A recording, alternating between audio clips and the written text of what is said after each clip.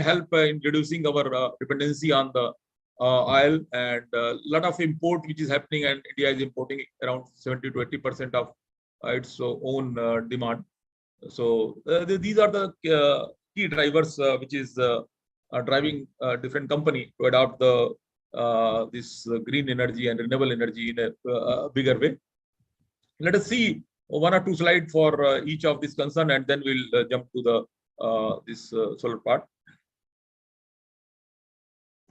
As we all know that the environmental concerns are the major things which is driving our the green dream and green projects, and this global temperature is already rising, and sea level is already risen around 4 to 10 inches, and it is projected in 2100 around 600 6 degree Fahrenheit projected temperature that will create disaster, and these sea rise level also that will also impact, and this is again due to this greenhouse effect and whatever the fossil fuel we are firing.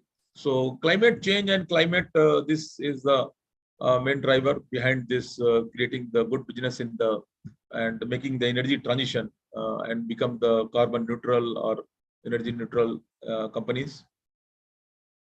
If you see the global carbon dioxide emission by different countries, and so as we see 1990, the per ton of this gigaton CO2 release by India was 0.21 and China 0.65.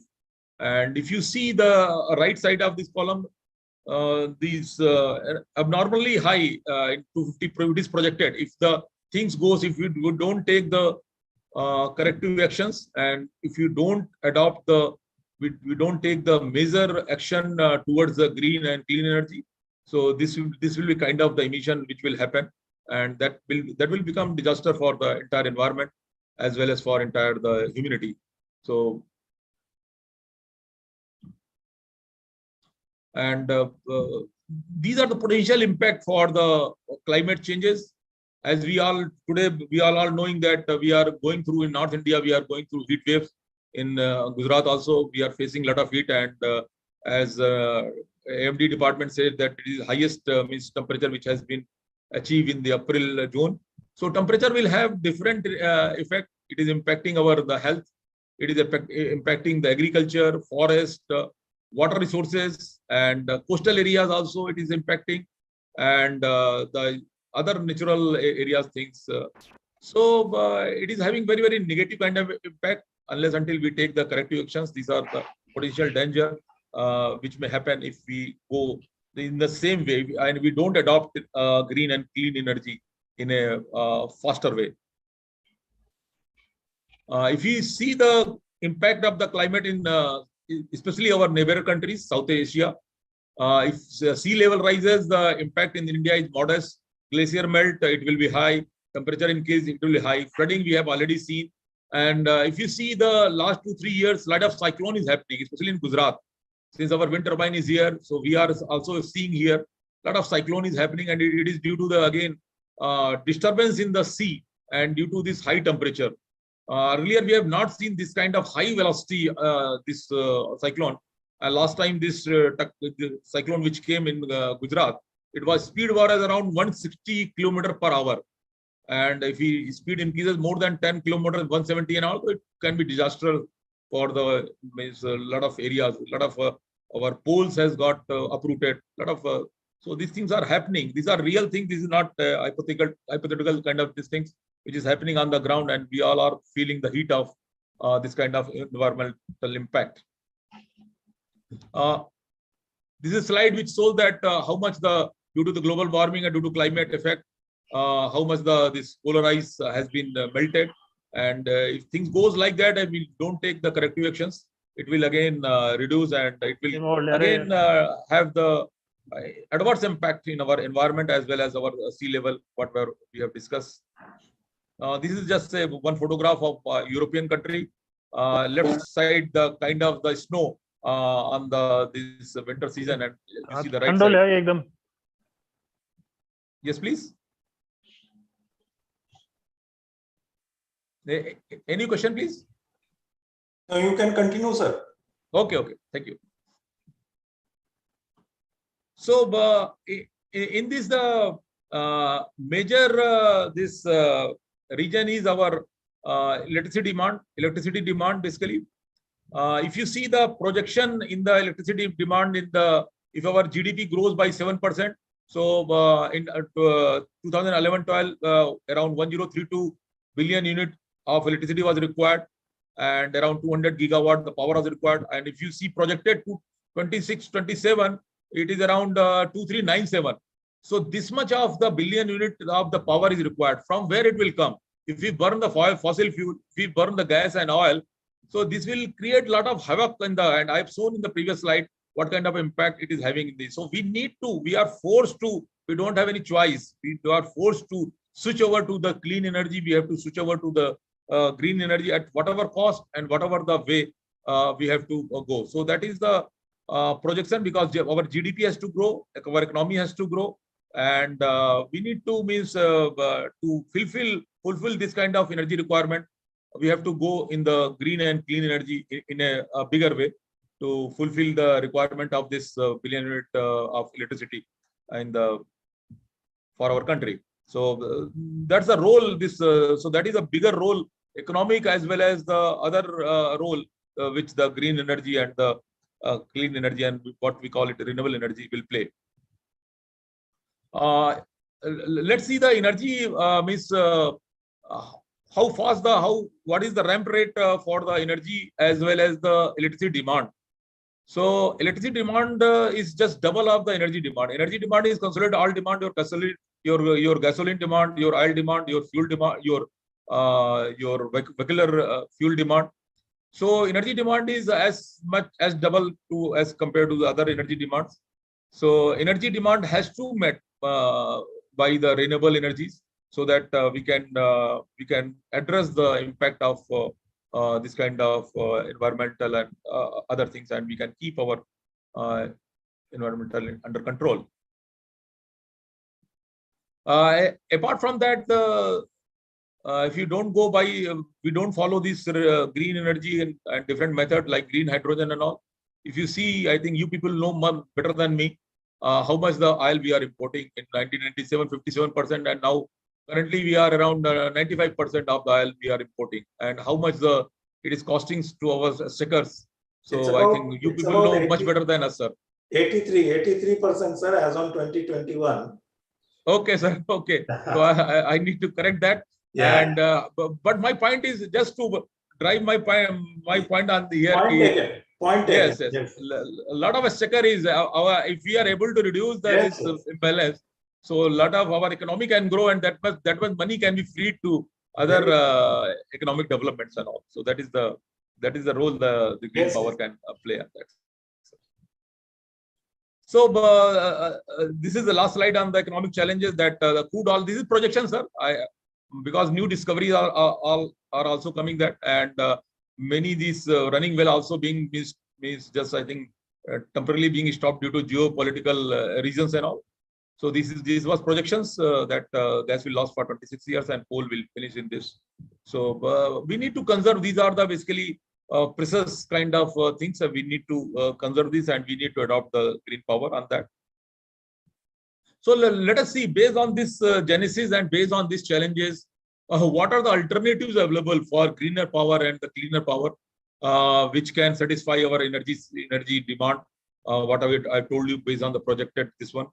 So first is our wind. Wind is which is being used across the world, and India also we're around 50 gigawatt wind we have already installed. So in the wind we can go onshore or offshore.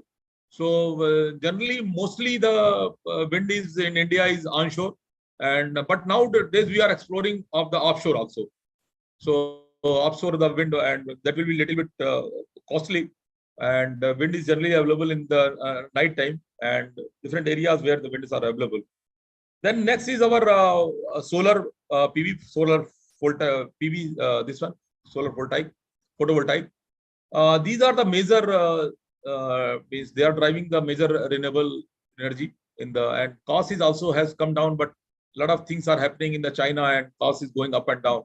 So earlier, whatever project we have taken at the lowest tariff, now we are finding it very difficult because a lot of other reasons, geopolitical reasons, as you know that in the solar area, a lot of things need to be imported. So solar PV is the major thrust, and a lot of installation we have done. And then come to the solar thermal. Solar thermal is also being used in Rajasthan in some of the projects. And smaller hydro also are being used in many states where the run-of-the-river plants are there, and smaller hydro plants are being used. And we are also have many small hydro plants, 10 megawatt, 8 megawatt small hydro. Then biogas is also being used in different industries, especially in sugar industries. They are using the bagasse for that, and biomass is also good alternative for the fuel. Then cogeneration, then MSW, municipal solid waste. To take care of this solid waste, we have also tried to convert it to energy form, but it is a bit costly and technology is a bit challenging. But we are trying so that we can solve both the problems of the municipal solid waste as well as the energy issues on that. So we have, and geothermal in a very, very pilot way. Then tidal, these are being used in a very, very pilot way on that. But major thrust is on the wind and the solar. So as we told that we are more on the wind side and the solar side. And in the solar, we have the land solar, wherever we have got the good land, we have this kind of land. So we are putting the solar plant there. And a lot of the water bodies are there. So nowadays we are putting a lot of floating solar in our power plants. So recently we have commissioned the 100 megawatt in our Ramagundam plant. We have got very good reservoir. So it helps in a two-way, it reduces the evaporation also. So and energy also it improves on that. So let's see what. Let us see where the potential is, because we can put the plant where the maximum potential is for the solar and the wind. If you see the map of the India, and based on this, the curve has been drawn. So mostly the maximum solar radiance is available in western part of the India, Rajasthan, Gujarat, Karnataka, Madhya Pradesh. So we are putting, and all other developers also putting the solar plant based on the availability of the sun radiance. At least 300 days the sun should be available. So that is the criteria, and the radiance also we are seeing how much is there. So that we can get the better generations. And right side is the wind map. And wind map is also mostly on the coastal part and towards the western part of the India. And we have now we are combining the solar and wind in both this one, because solar gives generation in the daytime and wind gives the generation in the night time. So it is a good combination, and in between we are trying to plug the batteries also, so that in between we can feed power through batteries, and we can give the continuous RTC, what we call it, real time is all time power, real time power, and around the clock power. So that is also we are exploring on that. These are the potential for the wind and small hydro and biogas. So wind around 50,000 megawatt potential is available. Small hydro around 10,000. Again, more are being explored on that. Smaller dam, people are exploring some power can be leveraged. So from every side, things are going on. Research is going on. Exploration is going on. Day in, day out, a lot of research is being done. How to explore, how to extract maximum power from this kind of renewable sources. This is wind potential that, and mostly we have Gujarat, Karnataka, and Andhra and Rajasthan. We have the good potential of the, and we have also put up our plant in the wind turbine in the Gujarat area, and one more is coming near the Kutch. And wind turbine is giving good the PLF also, and I think IOCL is also has put up also in that wind farm. Rojmal wind farm is there, so IOCL has also put the, I think, wind turbine there. Yes, sir. Now coming to the solar power, basically this is the main thing which is driving, and in the gigawatt and in the 500 megawatt, 1000 megawatt, we are setting up big power, big solar plants, and these are the main things which are driving currently our renewable and green power. This is simple. I think I thought people will be from the cross-functional areas and all. So in the solar, major generator is basically solar panel, and it starts from a small cell. Cell is there. Cell is connected in the different arrays and all. Then panel is formed. Panel to then array is formed, and array to different tables are formed. Then string is formed, and then it comes to inverters, and then it goes to, again it gets summed up in this. So main energy generator is the solar cell, and currently we are importing a lot of solar cell from the China, but in India also a lot of manufacturing things are happening. So a lot of indigenous this solar manufacturing are also coming, and these are suited where the good our sunshine is available. So how we can use the solar? One is photovoltaic, which is the main, which is used for the megawatt and gigawatt scale. Then solar thermal. Solar thermal is used for running the gas, running different other plants and all. We are using fluid here, and thermal heater also for heating this one. So generally for generation and this, we are using PV, photovoltaic, which is the main.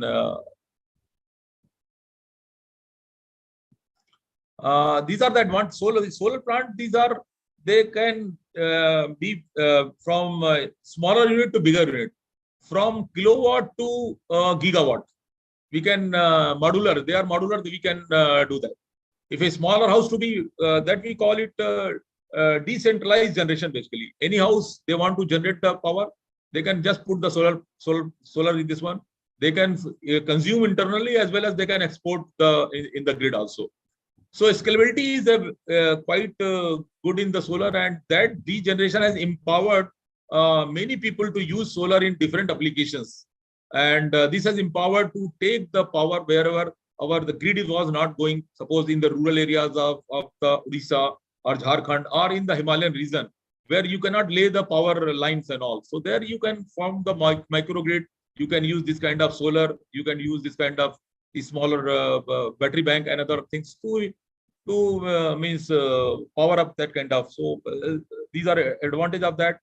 And there are certain drawbacks for the solar, because only whenever the sun is available, you can have the power. You need some backup on that.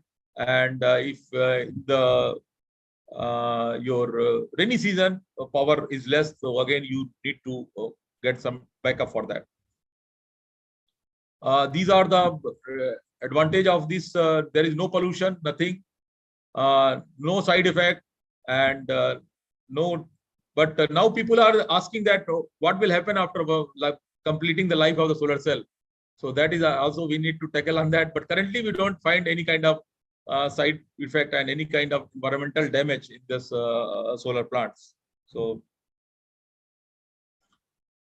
I'm showing the smaller scale application of the solar energy alternative. This one, like in other countries, people are using either for solar cookers, solar heaters. So normal kind of fossil fuel are being replaced by this solar. In India also, a lot of solar lights are being used. As I told that wherever this is not available, people are charging a mobile through solar light, solar this one. So lot of fossil fuel it is replacing. Now coming to wind power. Wind turbine is also nowadays the size of wind turbine has increased up to the 3 megawatts. So earlier it was around 1 megawatt, 2 megawatts, and wind turbine is, as I told, I just shown you in this that figure. It is generally located on the coastal areas where the good wind blows on that. And here we have the wind tower, then we have nacelle, and then we have the blades, and which rotates at a constant speeds, and through generators the power is being transmitted to the nearest switchyard, and then it is connected to the grid. So that's the way the grid this wind power is being and as I told you, around 40 gigawatt wind power is currently installed. And as you increase the height of the hub, currently height of the hub is around 90 meters. As you increase the height of hub, you can increase the power of the wind turbine. You can go up to the 10 megawatt. In the Europe, people are using around 10 megawatt, but in India, we are not going more than 3 megawatt because our nacelle height is limited. And as I told you that now offshore wind is also being tried, and it has got good leverage with the good combination with the solar and wind, because solar gives power in the day and wind gives the power in the night. And hybrid renewable plants are coming in the Kutch area and western part of the Gujarat, where we are putting the wind turbine as well as the solar turbine, this one, and then we'll pitch in with the battery power also. So wind is also good source of the renewable this one, and then no pollution, nothing in this one. There are certain drawbacks of the wind that we'll share with you. Advantage we have. There are certain drawbacks that if there is certain cyclone or something can happen on this, and in low wind season, you don't have any generation and all. And a lot of environmentalists also raise a lot of issues that birds also get hit by this large wind turbine. But now we are putting a lot of precautions and a lot of tapes we are putting to divert this bird, so bird don't get they don't come in touch of this wind turbine. So there are certain drawback of this wind, and maintenance issue also, because tower height is around 90 meters, and if you want to do the maintenance and at that height, so a lot of other things is also involved on that. So wind turbine, a little bit challenges are there, but using technologies, we are trying to address that kind of challenges in the wind turbine. But nowadays it is proven, and it is giving good PLF, where wind is good, and you don't require any kind of fuel, and it will get good green energy. And we are around getting, sometimes we are getting around 50% PLF, and even thermal also we don't get that kind of PLF. So without burning any fuel, if you are getting a good amount of power due to only this natural resources, that is a good thing. But again, certain challenges, because a lot of variation happens as wind increases, voltage changes, a lot of variation happens in the grid. That also we need to take care. So that is the certain challenges which we are grappling in the renewable area and green power area. These are the advantages that we have already shared with you. This. This is my last slide, that green energy and derivative of the green energies are the need of the hour, and we have to invest on that. And whether it is hydrogen or it is hybrid plants, and they can they have to be used in a faster way. And if we don't change our way, and if we don't go more greener, adopt more greener powers, then it will be very detrimental for our entire planet, for our environment, and other things. So that is the need of the hour, and we'll request all of you to adopt this greener power. And India is, as under our leadership of Modi Sahab, 500 gigawatt we are planning, and NTPC also planned around 60 gigawatt within a decade. And we hope with support of all our fraternity and all our other PSUs, we will be able to do that. And we are also venturing in different green initiative like green hydrogen and other area, and where we are also partnering with IOCL, and IOCL also helping us a lot in other areas. So thank you, sir. This was in short what I thought I should share with you people. Thank you, sir. Actually, we have kept the question answer session at the end of the presentations, so that the flow is maintained. So I will now request Soni ji to introduce the next speaker and carry on with the program. And you also stay with us, Shukla sir. At the end sure, sir, sure. Yeah, then we will have a small question answer session, and then we will conclude. Thank you. Sure, sir. Thank you, sir. Thanks a lot, Ajay sir. It was a very, very informative and eye-opener session also.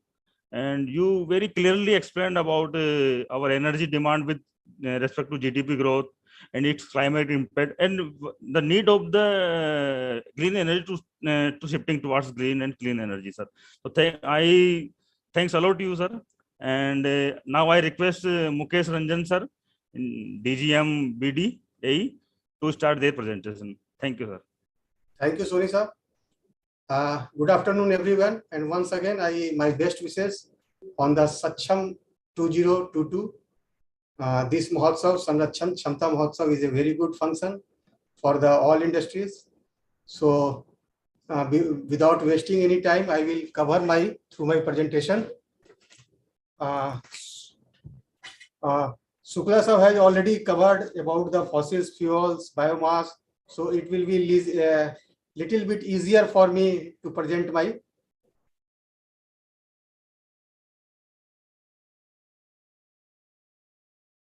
Just a moment.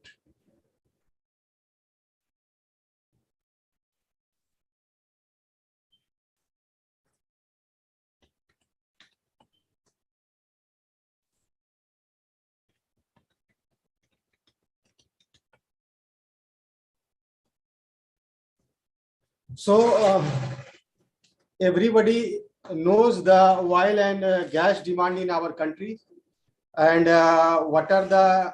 Mukesh इसको presentation mode में ले लीजिए आपका. Okay sir, okay sir. Thank you sir.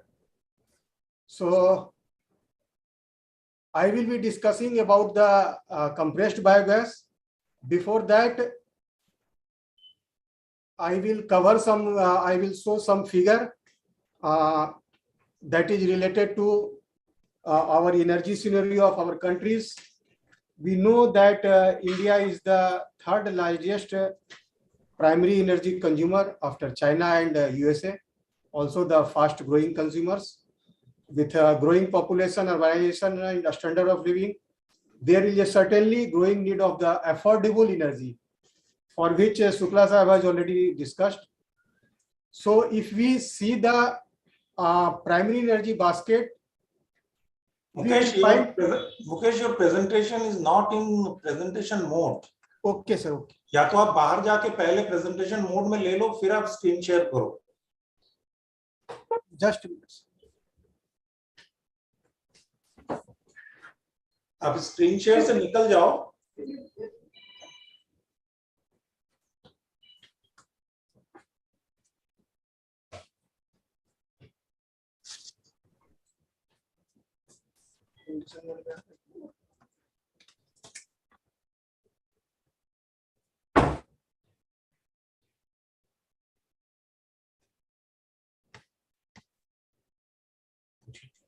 अब आ रहा है sir?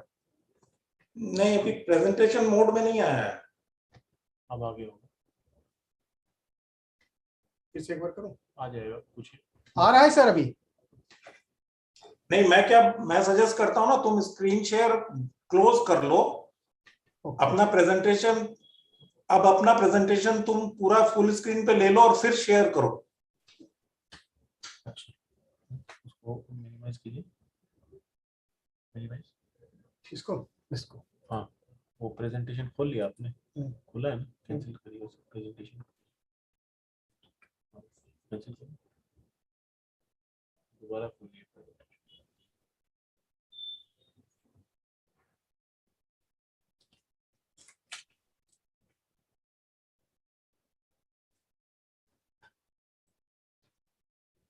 क्या बाहर हो गया क्या? नहीं, बाहर नहीं. मिनिमाइज कीजिए इसको. अभी स्क्रीन शेयर कर लो. आप स्क्रीन शेयर करो. पहले स्क्रीन शेयर माय स्क्रीन करो. वहां पे क्या? हाँ, इसको अलग मुझे दीजिए. पहले स्क्रीन शेयर कर लेते हैं.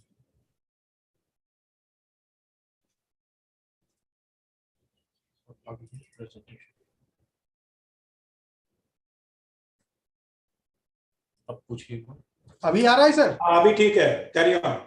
इससे आगे इससे हो जाएगा ना? हाँ, इससे कर लीजिए. ये आगे, इससे पीछे.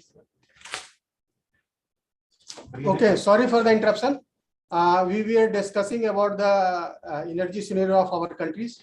So if we see the chart, the primary energy basket is dominated by the coal and oil, that is around 85%. And as renewable energy is also in an increasing trend in the energy basket. And currently the share of gas in our energy mix, primary energy mix, is around 6%. So Government of India is aiming to increase the gas in the energy mix ratio to 15% by 2030. So if you see the graph, natural gas percentage, oil percentage, renewable energy percentage, nuclear percentage, and coal. The percentage of coal is very much high, and that is around 55%.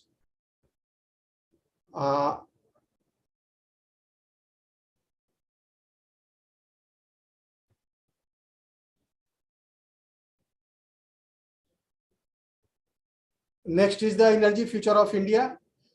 Demand growth,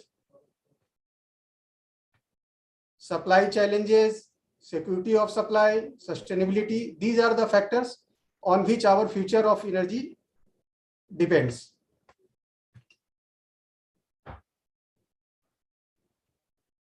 I think someone is missed.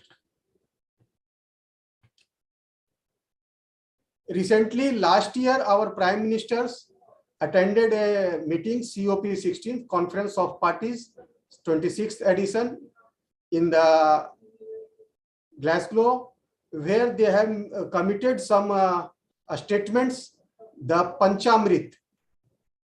In that, he has declared, or he has committed, that we will increase the non-fossil fuel energy capacity to 500 gigawatt, meet our 50% energy requirements by the renewable, for which already we have seen the slides of wind and solars.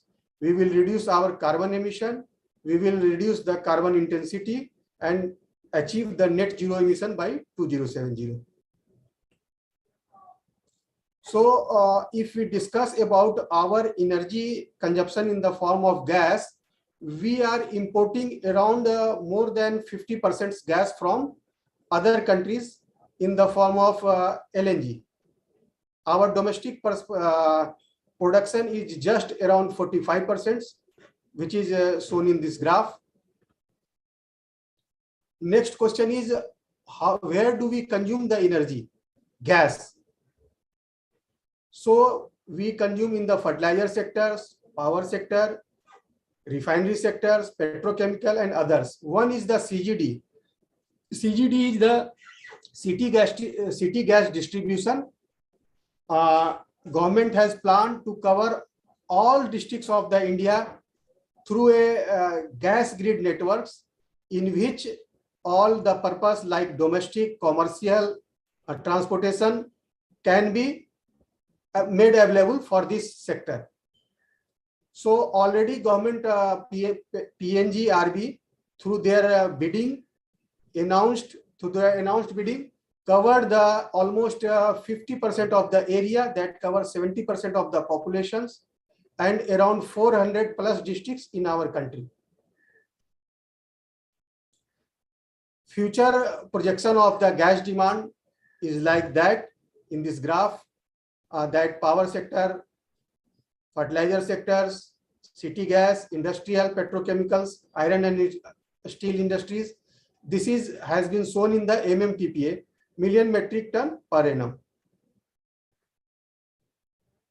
So next is the how can we produce the CBG. CBG is also a natural gas which is rich in methane. So our domestic production can not be increased like anything. So CBG can be an alternative, and CBG can be produced through an anaerobic digestion, a mechanism, a process called anaerobic digestion that produces methane. Apart from methane, carbon dioxide and hydrogen sulfide are the impurities with this high methanes. So any organic waste that contains a compounds of carbon, hydrogen, oxygen, nitrogen, sulfur can produce the methane gas. Anaerobic digestion is also similar to like our human digestive system. If we take some food that goes after digestion, it produces the energy. Here it produces the methane. This methane can be compressed and be transported to different place. Next, what are the feedstock then that can be used as a feedstock for the production of CBG?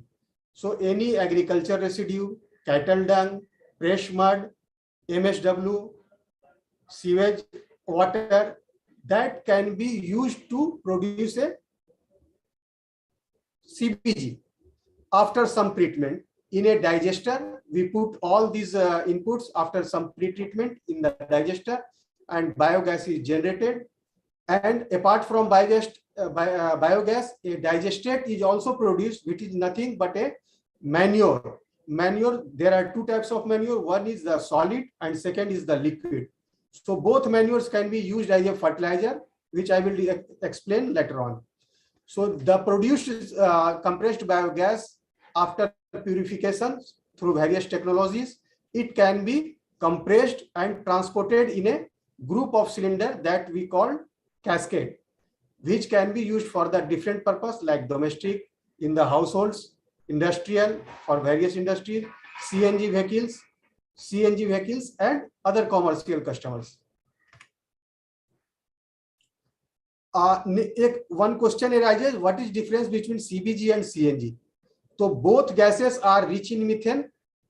The percentage of methane slightly varies. In the CNG, other alkanes are also present.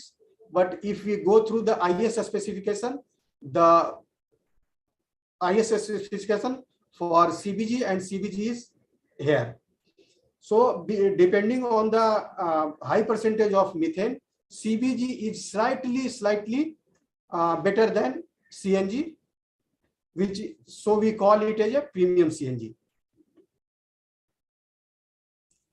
So how this production now in this country, how these productions can be enhanced? So Government of India, Ministry of Petroleum and Natural Gas launched a scheme that is called SATAT. SATAT is a sustainable alternative towards affordable transportation. The scheme was launched on 1st October 2018. Under this scheme, government is aiming to set up 5,000 CBG plants through various entrepreneurs. By setting up this plant, we can produce around 50 MMT of CBG, and as a byproduct 50 MMT of biomanures. It can be solid and liquid both. So the plants will be under this scheme. The plants will be set up by the various entrepreneurs, and their offtake will be done by the OMCs and also the gas companies like Indian Oil, BPCL, HPCL, GAIL, IGL. So under this scheme, various LOIs have been placed to the entrepreneurs, private entrepreneurs. Around 3,000 plus LOIs has already been issued. Expected CBG production is around 6.9 MMTPA. So under this scheme, the feature is we can generate 15 MMTPA, organic manure 50 MMTPA, conversion of waste and biogas by value addition into useful CBG and biofertilizers, raw material procurement and offtake already we have discussed. Total investment potential is around 1.75 lakhs crore. What are the benefits of CBG production? Here it is. Reduction in the already Sukla Sahib has discussed, to reduce the dependency of oil and gas. It will play a certain role. And also for the fertilizer also, Swachh Bharat Abhiyan, we are also reducing the burning of crops, particularly in the NCR region. And employment generation, climate change already discussed. By this, we can, so under this Swachh Bharat, we can also utilize like cattle dung, waste mud, municipal solid waste, we have already discussed. Next, the project cost is also higher side. So for this, financing is a challenge. Under this, Reserve Bank of India has notified CBG under a priority sector lending. Under this, various public nationalized banks offering the loans. Canara Bank is in the leading bank or a nodal bank. State Bank of India, Punjab National Banks, and other banks are also sanctioning loan for these projects. Next is the FOM. We are generating the FOM, which is a huge in quantity. Every day, a huge amount of manure will be produced. So what will we do this manure? So it has been included in the FCO 1985 that this can be used as a organic manure. Liquid manure has also been notified by the Agriculture Ministry. Biogas and water supply, waste supply, coordination is being done with the state government for the long-term supply of biomass, because paddy straw, press mud, MSW. Next, if we set up this plant in a remote locations where population is not there, the same gas produced can be injected or synchronized with the CGD systems if the nearby area is having the CGD network. For this, we require various approval, pollution clearance, PESO approval also. So we will not go in so detail. We will show the photographs where these plants have been already commissioned. Iot Biogas in Namakkal, it is in Tamil Nadu. Some plants are in the Maharashtra, some plants in Haryana, Punjab, UP. Like a Spectrum Rohtak is a plant which is producing around 6 tons per day. It is in Haryana. The feedstock is press mud. Again, one plant in Sangli. Feedstock is press mud. One plant at Muzaffarnagar, that is in Uttar Pradesh. The press mud is feedstock. And one plant is Varvio. It is going to become Asia's largest CBG plant. The capacity of this plant is it will use 300 TPD paddy straw. So this is the this paddy straw based plant is very big size. The plant will produce around 33 TPD CBG per day, 33 ton per day. It is located in the Sangrur, which is in Punjab. So CBG potential, if we discuss about the feedstock, so 10 ton of agriculture residue will produce 1 ton of CBG. Similarly, 25 ton of CBG, press mud will produce 1 ton of CBG. A spent wash like biogas, MSW, cattle dungs, chicken litters. For producing 1 ton, how much feedstock is required? It is given here. CBG sources in India from chicken and cattle dung and chicken litter, 18 MMT is the approximately potential. For forest residue, agriculture residue, press mud, spent wash. So total potential in our country is around 6 MMT. State-wise, Maharashtra has a greater potential, followed by Madhya Pradesh, Uttar Pradesh. If we discuss about the Rajasthan, it has also very good potential, thousands metric tons per ton annum. In Rajasthan, where the paddy straw like Alwar, Jaipur areas, there is some plants are coming in the near futures. Here, one plant, Hingonia, that is in Jaipur. I will show later. So sustainability angles, economic, social and environmental already covered by Shukla sir. I will not go in detail. It will reduce, certainly it will reduce the import dependence of fossil fuels, oil and gas, savings in the foreign exchange, Employment will also happen, because in a small plant we require generally 25 to 30 people, and indirectly for drivers, transporters, dispensers, so 10 to 15 indirectly. Now the question is how CBG is produced. So CBG is nothing, rich methane. It can be produced by various technology. Generally, two types of technologies are used. One is the CSTR, continuously stirred tank reactor. There is a big digester that steering is on the continuous basis. And the second is the power flow technology. We will not go in details. One technology is also provided by, offered by our R&D technology, R&D center. Depending on the use of the feed, cellulose or non-cellulose, single stage or two stage. One technology is IBG plus from R&D center.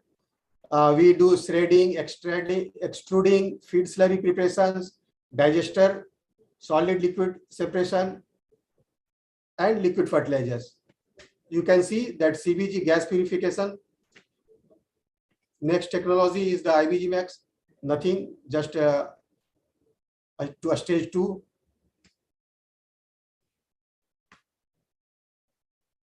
After producing the gas, we can store in the balloon, and then after purification, because in this gas hydrogen sulfide are also present, so for removing the hydrogen sulfide, these technologies are available: biological fixation, iron chloride dosing, water scrubbing, which is cheaper, activated carbon, iron chelating, amine process. These are the technologies available for the removal of hydrogen sulfide from the gas mixture. For the carbon dioxide removal, again, we have certain few technologies: PSA, water scrubbing, chemical scrubbing, member separations. So depending on your requirement and feedstock, this technology and also the capital investment, this technology can be chosen. We will discuss about the plant economics, how much required. So for setting up a plant of 100 TPD, 100 TPD ton per day, the CBG output will be 12 TPD. Solid manure will be 40 TPD. Project cost will be around 40 to 50 crore. IRR is generally 13 to 14%. Payback period is 4 to 6 years. If you are using as a press mud for the same capacity, the CBG output will be lesser, 5 TPD. The solid manures will be 20. Project cost will be slightly lesser. IR will be slightly more than the paddy straw. Similarly for the cow dung and chicken litter.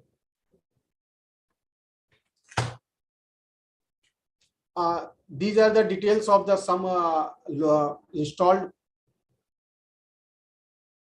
plants. Already discussed Iot Biogas, that is in Namakkal, Tamil Nadu. It is using 290 TPD press mud and chicken litter also. Here the feedstock is a combination. Cbg production is around 15 TPD. It is using for the transportation purpose, as well as few industries are catered through this. Hingonia is Jaipur.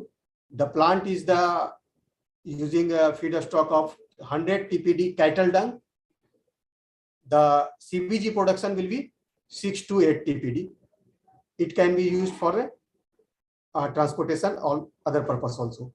One plant at Gorakhpur, which is likely to come in this year, next July, August, PMA inaugurate this plant. The feedstock is paddy straw plus a cattle dung. The capacity of the plant will be 28 TPD CBG. It will be used for the transportation purpose, fuel, and it will be sold through our retail outlets. We do the marketing from the brand name of Indie Green. So whenever you in any retail outlets, if you see the logo of IndiGreens, equipments like compressors,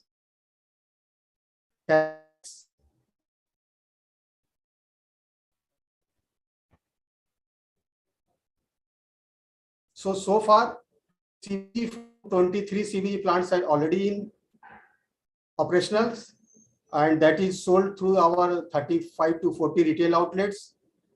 Some industrial customers are also there. And in Gujarat, one CGD injection, we are injecting the produced compressed biogas in the CGD network. So at one location, it is also feasible. These are the locations on pan-India basis.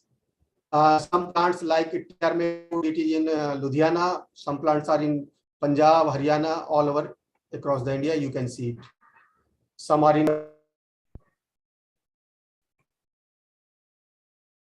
again, Satat is also available in the website satat.co.in, where you will find the all related documents. If any entrepreneurs who is associated with this webinar can go through and take some informations like financing, technologies, enablers, what are the government policies, what is the manure. So apart from CBG, biomanure is also produced. That will reduce the fertilizer import also, because the fertilizer consumption in our country is very high. We are organic carbon percentage is shown in the this. I will go in detail. If you see the soil of our country in the various states, the percentage of organic carbon is either very low or low. Few states are only have where it is moderate or very high. So after producing the CBG, the digestate or solid manures, which can be used in the agriculture land for enhancing the yield and good quality of yield, because the carbon, organic carbon, will increase in the agriculture field.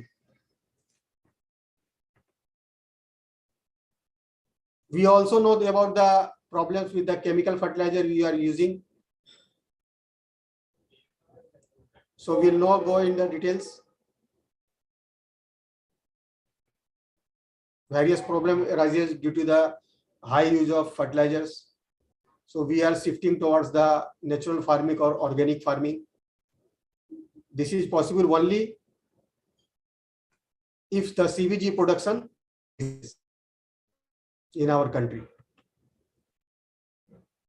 Again, with these specifications, our solid manures have been included in the fertilizer control order, notified in the fertilizer control order 1985 by Agriculture Ministry. This is the Govt notifications. These are the benefits of the solid organic, sonic, fermented organic manure.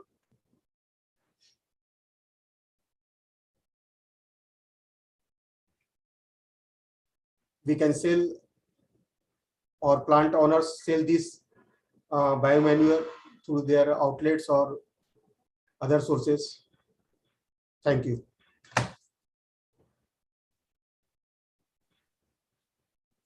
Thank you, sir. Mukesh, sir. Your presentation covered, sir, about India's carbon neutral commitment through Panchamrit at COP26. You also explained Satat scheme very well, sir, and also you covered CBG from basics to very, very inside, sir. Thanks a lot, sir, for your presentation. It is very, very informative and knowledge enhancing. And now the session open for all for question and answer. I have curtailed some because in the question answer session it will get clear. Yes, sir. Yes, sir. Definitely, sir. So all the participants are requested for any query. See, these two subjects are the very, very latest and burning issues before us. So all those young generation who are there in this webinar, if you have any query, you have the experts with you. I mean, it can be an elementary question, it can be any question. Because when we are actually on the threshold of a major energy shift, so a lot of questions will definitely come in everybody's mind. तो आपको जो भी लगता है, this is the opportunity, a good opportunity, you can ask. Especially in the field of solar and wind, क्योंकि वो एक ऐसी चीज है जो कि definitely everybody is looking forward to.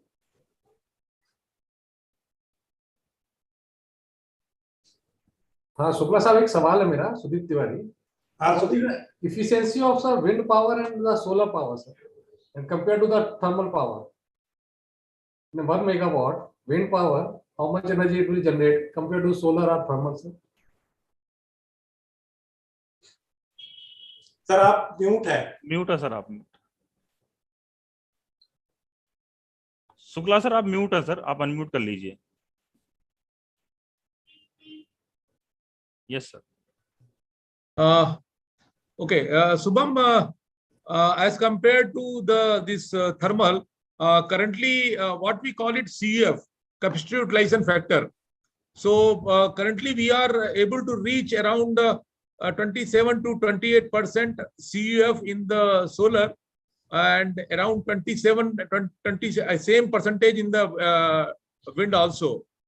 So capacity utilization factor is currently it is low, but slowly as technology is improving and things are improving, it will catch up with the thermal plant. And if you see the PLF also, if the wind turbine PLF, sometimes when the wind is good, so it is almost matching with the thermal. Around we have touched around 50 to 60% PLF also someday whenever the wind is good. So slowly it is catching up, but currently a bit lower than conventional gas plant or thermal plant where the fuel security is fixed basically. Okay, sir. Thank you, sir. Thank you very much.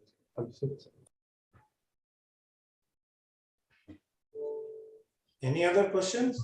Good afternoon, sir. हाँ जी पूछिए. Sir, good afternoon. It's not a question, sir. Just want to get the expert opinion on this. Since Mukesh sir said that in recently held meeting at COP26, COP26, our PM has committed to achieve net zero emission target by 2070, and renewable is the way forward to achieve it. My question is from the economic point of view, sir. Given the fact India has vast resources of coal, and if I'm not wrong, then more than 50% of the power production is done through coal only. Through the thermal power plants which are fired by coal. So switching to my first part of my query is whether the share of gas-based economy is going to increase or the share of renewable energy is going to increase. Because in the Western countries, specifically in US, with the advent of shale gases, they are forcing all the developing nations to become the gas-based economy. Even our ministers and our honorable Prime Minister have committed to become a gas-based economy in the future. But India, as a developing nation, we have the resources in the form of coal. So rather than going to coal gasification and compressed biogas as an alternative, or I should go for the natural gases which will be imported from the Western countries, which is going to further put some additional burden on India's import bills. So just want to know the opinion on that only, sir. Very good question. So certainly we will go for the renewable energy as well as CBG. Because only one solution cannot given for this country. In the rural areas, Cbg production is there. So some will be compensated by Cbg, some from the solar, some from the wind. So definitely in 30 to 40 years, the commitment is not for the next 10 years. So in my slides where prime energy mix was shown, the percentage of coal was also in the decreasing mode. But oil and gas, that will predominate in the coming days also. There is no substitute of oil and gas in the next 30 to 40 years in that graph. So just aim is to increase the percentage of gas in the energy basket. Abhishek, I understand one part of your question, if just whatever little bit I know. You are very right when you are asking the pertinent question that what would be better, whether we go for gasification through coal and produce it in-house within the country, since we have a good amount of coal reserves, or we should import gas as it is, as we have to do more than 50% right now. So definitely, the end of it is the economic consideration. Yes, sir. If you want to do a gasification of coal, that technology, and at the end of it, at the user point, what is the landed cost at which you are able to give that gas vis-a-vis if you import the gas in between? So my take is like, it's always an economic consideration, whether you want to use that or you want to import. But certainly you are right that yes, before we totally go to renewables, there has to be a interface where gas has to pitch in.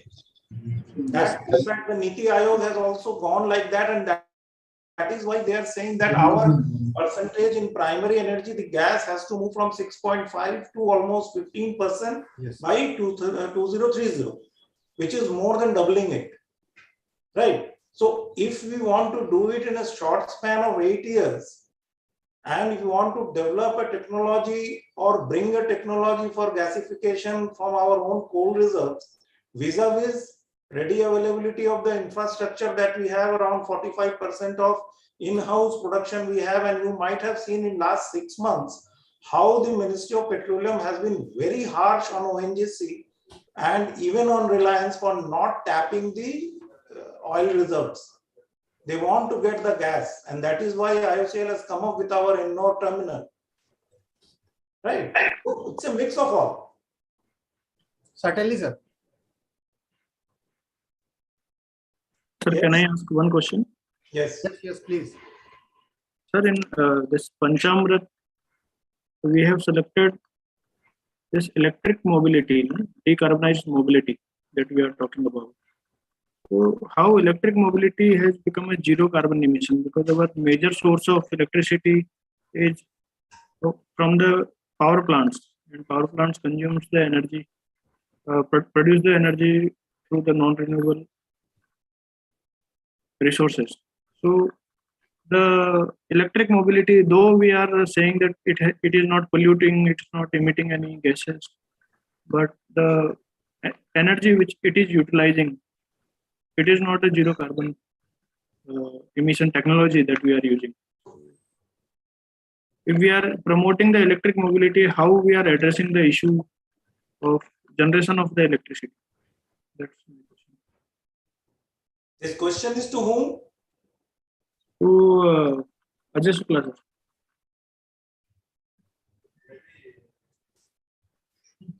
sir. Sir, please unmute kar le.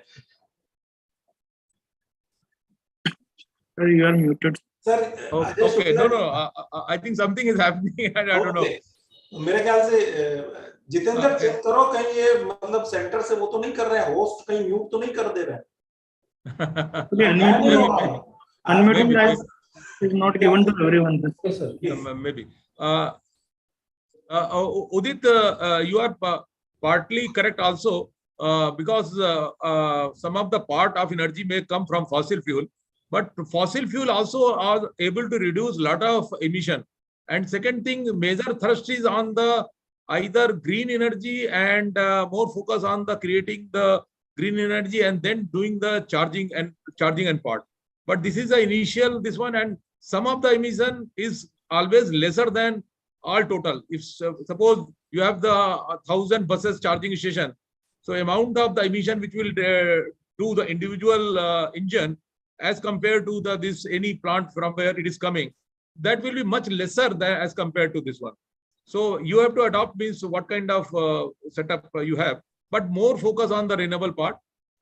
Charging also should be means initially it will be tried because a lot of other challenges are there in this.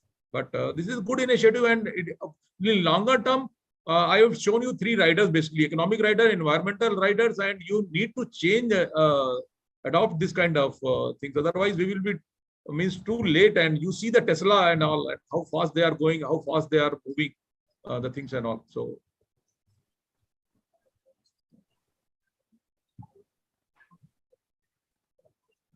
Sir, my question is for Ajay Shukla, sir.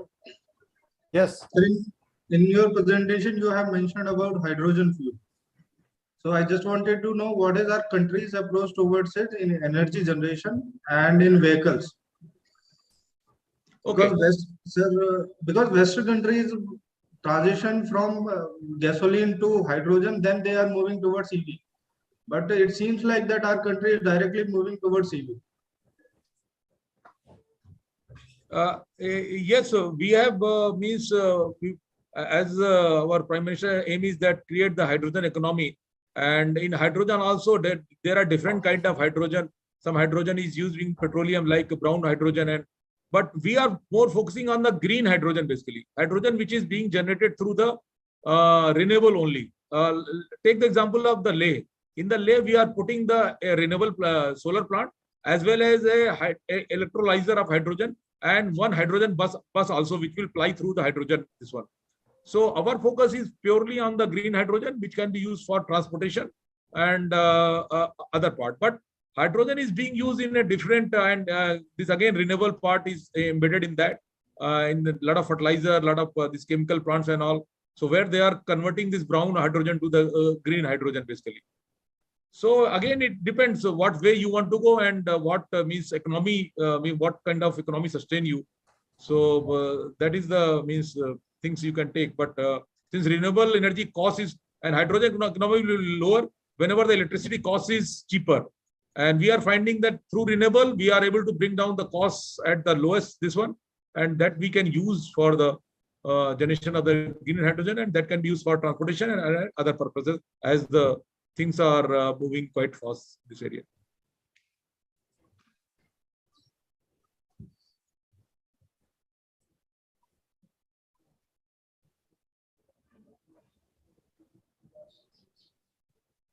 Yes, anyone? Next.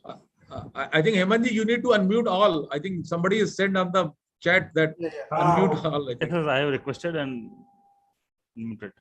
Anybody wants to ask question through chat box also, I will read it. Yeah, you can just write on the chat box if there is an issue, because our IT team has actually taken over control, so they are not allowing people to unmute. Otherwise, disturbance बहुत होता है. But I think if you are not able to unmute, please put it on the chat box. Chat box.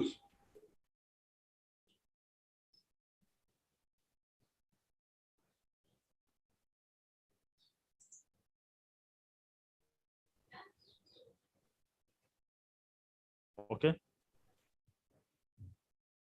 Any question? Sir, जब तक we will wait for, I have a few questions, Ajay sir, आपके लिए.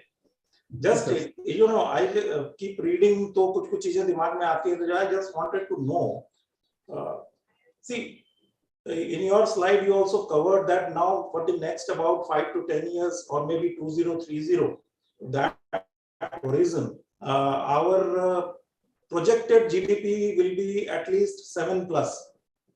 Yes. Some past it was even in double digits, but with Ukraine and all those things coming up, maybe again they are revising, but still we consider that it will be something 7-ish or 7+ or something. Now, considering that, and considering that, if I'm not wrong, the percentage of coal being used for electricity generation is almost 70-72% as on date. For primary energy, maybe it is around 55%, but for electricity generation, the dependency on coal is 72%. Yes. So now, going from today to 2030, when we have an ambitious target of having 50% renewables in our total installed capacity, that may be around 800-900 gigawatt as per the NITI Aayog's new this thing. So 450 gigawatt is what is being claimed that by 2030 we should be having purely for renewables. Agreed. So इसके अंदर how are we technically equipped? मुझे हमेशा ये बड़ा अजीब सा लगता है, because once I had read कि even the efficiency of photovoltaic cell is a challenge. And considering a growth of 7% plus of GDP, if we consider that, okay, we will hold our coal consumption to what we are at present, we don't increase it because of the environmental pressures. So the remaining growth has to be, the energy required for the remaining growth has to be met by renewables. तो वो क्या होगा, क्या ये possible है या क्या challenges हैं उसमें? If you can throw some light on that. Absolutely right, sir. Absolutely right. And a lot of challenges are there basically. But as you are seeing that as the renewable penetration is increasing, if you see the load curve in the day and the loading of the thermal plants, it is following exactly the duck curve. Whenever this solar is coming at the 9 o'clock and going down at 5 o'clock, so they have to ramp down and again ramp up the this power after 5 o'clock. So coal will remain Yes, a main working horse on that till we get the breakthrough in the either storage technology, battery storage technologies, or some other balancing power we bring either through gas. Gas is quite costly, or we bring through hydro. So nowadays, you must be seeing that a lot of emphasis is being given in the hydro also, because renewable requires a lot of balancing power. Balancing power can come from either gas or this hydro. So a lot of hydro plant is now run of the river plant and other plants that also has been brought in the gambit of the renewable part basically. And by this kind of way we are ramping up the renewable, we will be able to bring this thermal not more than 50 to 55% PLF. They have to, and there is certain other challenges with thermal also, because they have to run at the technical minimum. We cannot run thermal plant below certain technical minimum also. So that is a dual challenge which we are grappling with that. But it is means through load curve and through this grid management, it is evident that more and more renewable penetration is coming, and the loading of this thermal plant is going down, and they are again picking up at the evening hours, and other things are this one. So challenge will be there, but we have to mix the hydro also in this renewable, and wind also we need to go to in an aggressive way. So coal will remain there, and coal reserve is there. We can use later on also. So some base load, my point will be that base load may come through the coal, and the peaking power and balancing power will come from gas and this hydro.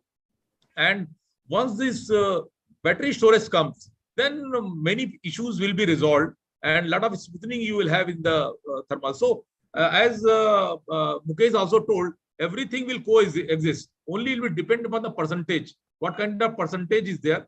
And renewable, nobody can stop. Renewable penetration has to increase and must be increased.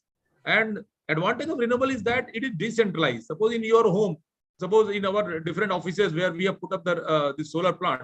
So again, consumption of this conventional we have reduced to certain extent and all.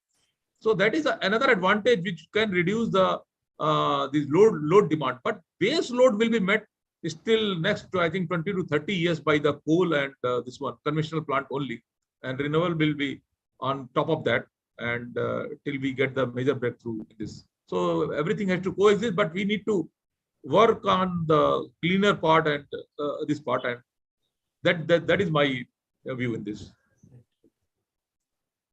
Mukesh, I have one little query for you also. Yes, sir.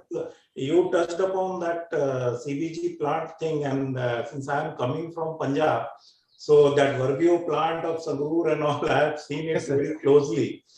But having seen that, I also have come across some challenges which are absolutely down the earth challenges, and which is a very big challenge. I would just like to know, because you rightly touched upon the manure part, the organic manure, which Yes, is a byproduct of any CBG plant, right? Apart from whatever inputs that you are using, mainly what I understand is that one is your agriculture waste, and the second important is your municipal waste, municipal solid waste.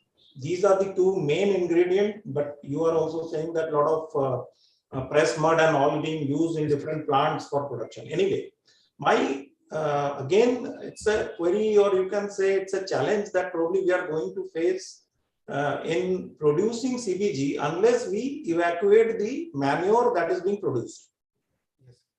See, right now, the challenge, probably what has been told by field when I inquired and when I went there, in 2-3 plants which have already started a little bit in a smaller scale, they say that there are no takers for these organic manures. I was surprised. I said everything organic is is selling by the name of organic only.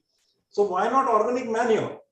But then I found that there is a little bit of an issue. So can you throw some light? That if what can we do, or how can we, because unless we remove that, the production will not take place. That is a challenge for CBG. Yes, sir. Yes. So can you, are you facing this type of problem, or it may be a localized issue in Punjab? No, sir. As such, because the plant has already starting their production, and it will increase in the gradually. It will increase the production gradually. So we will not face such type of problem in Punjab, because the location of the plant is such. The evacuation is not going to a challenge. No, probably you are not getting me. See, for the finished product, we have everything aligned. That yes, this particular plant will be selling through these ROs where IndiGreen is being positioned. So cascades will go, cascades will come for refilling, and all those things will keep happening. That yes, is the primary sale which will happen, right? But I'm saying that once you are producing, along with your CBG, you are also getting the manure. Yes, and sir, you need to evacuate it for taking the next charge of your raw material. Yes, yes, evacuation of manure. Yeah, unless that happens. So the challenge that I found there is that we don't have a set mechanism to sell the organic manure. Mukesh, let me answer this question, a very pertinent question. And direct answer to this is that it's a challenging situation. Myself, Vijay Kumar, I am General Manager, Alternate Energy, looking after CBG. And it is very, very, very challenging. And Verbio also, it's a challenge to evacuate manure, especially manure, because more than 100 tons of manure are getting to be generated in coming days. So what we are doing at Verbio nowadays is that we are planning to evacuate the manure as a fuel, and we have got it tested. Its calorific value has come very high, more than 4,000 calorie. The fuel component has come. We are planning to make it briquettes from this digested material out of the digester, and we will sell it to maybe to this power industry or any industry which needs this paddy straw and all as a fuel. So planning is there. It's a challenge, a great challenge. Other thing regarding other plants, what we are facing, that government is coming up with some compulsory uplifting by chemical fertilizer at a predetermined price of 5 rupees. That note has gone to Cabinet Secretary, and Cabinet Secretary has taken views of all the ministries, including Niti Aayog and Petroleum Ministry. So 5 rupees, what we have suggested that at 5 rupees, this offtake, compulsorily offtake of 5% or 10% should be there by the chemical fertilizer, so that this evacuation problem should not be there.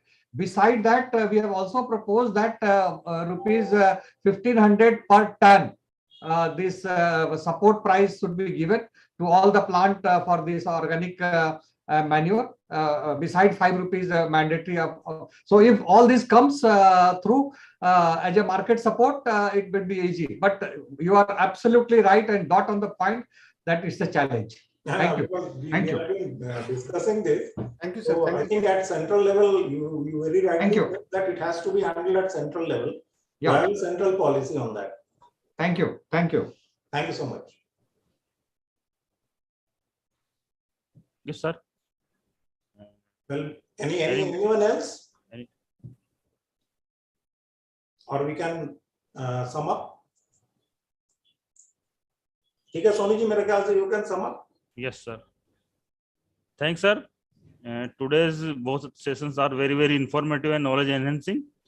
And I would like to thanks Mr. Mukesh Ranjan sir and Rajesh Shukla sir. And now I request Sri Supriyo Ghoshal sir to convey vote of thanks. Thank you, Soनी ji.